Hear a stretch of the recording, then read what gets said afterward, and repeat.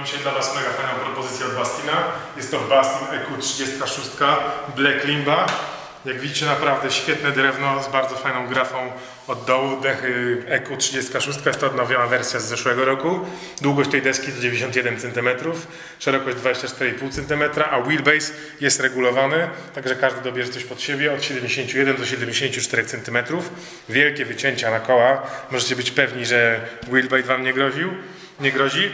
Jest to klasyczny twin, decha sztywna, bo jest to decha typowo freeridowo-downhillowa, w lekkim dropie, W-concave, z dosyć szorstkim gripem Bastina, z takimi właśnie wycięciami.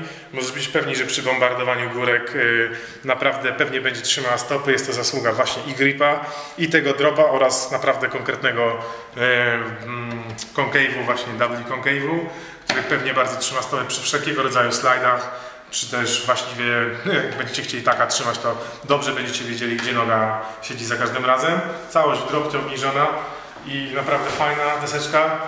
Chociaż wygląda dość masywnie, jest naprawdę leciutka, jest to zasługa właśnie tego drewna Black Limba. Jeżeli macie jakiekolwiek pytania a propos tej dechy lub innych desek z Bastina, piszcie do nas, chętnie odpowiem na wszystkie Wasze maile. Subskrybujcie nasz kanał, oglądajcie inne nasze filmy. Longboardy.pl